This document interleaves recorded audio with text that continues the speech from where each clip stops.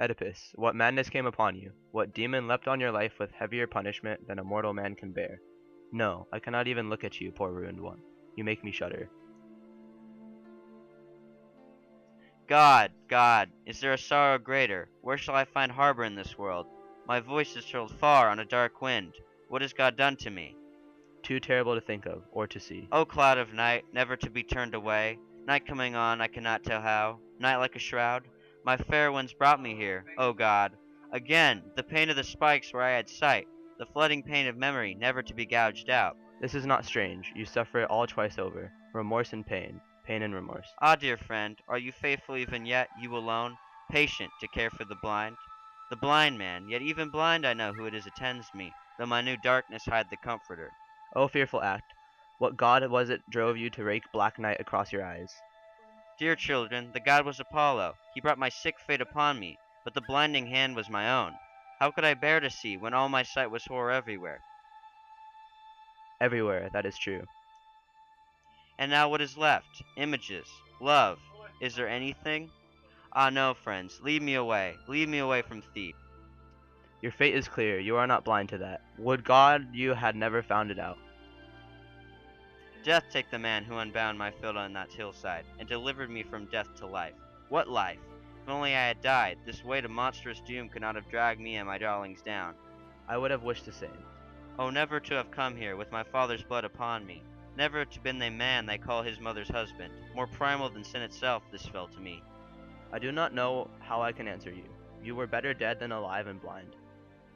Do not counsel me any more. This punishment that I have laid upon myself is just.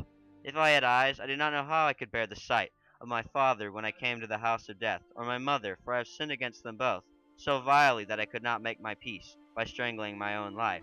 Or do you think my children, born as they were born, could be sweet to my eyes? Ah, never, never, nor this town with its high walls, nor the holy images of the gods, for I, thrice miserable, Oedipus, noblest of all the line of Cadmus, have condemned myself to enjoy these things no more by my own malediction. After exposing the rankness of my own guilt, how could I look men frankly in the eyes? Ah, Catherone, why did you shelter me when I was cast upon you? Why did I not die?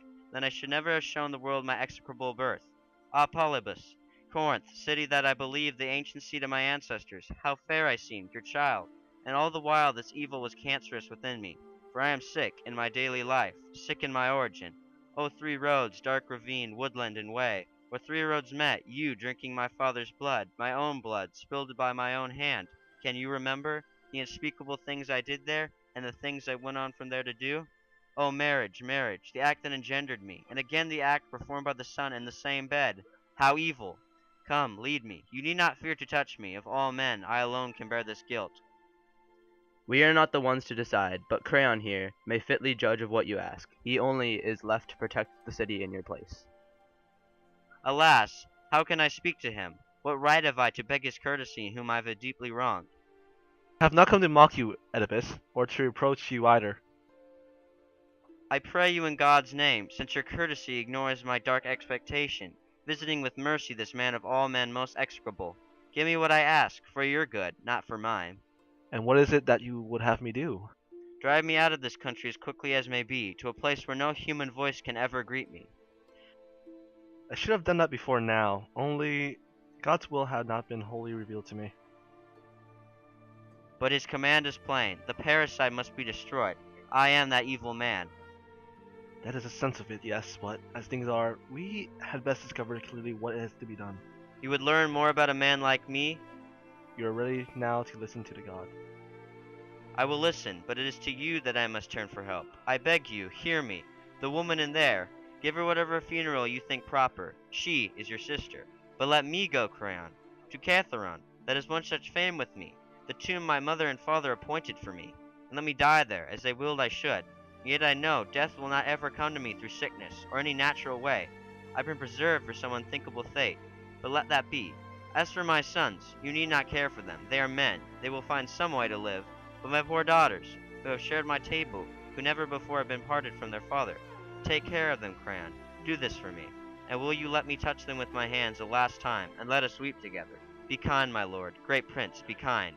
Could I but touch them, they would be mine again, as when I had my eyes.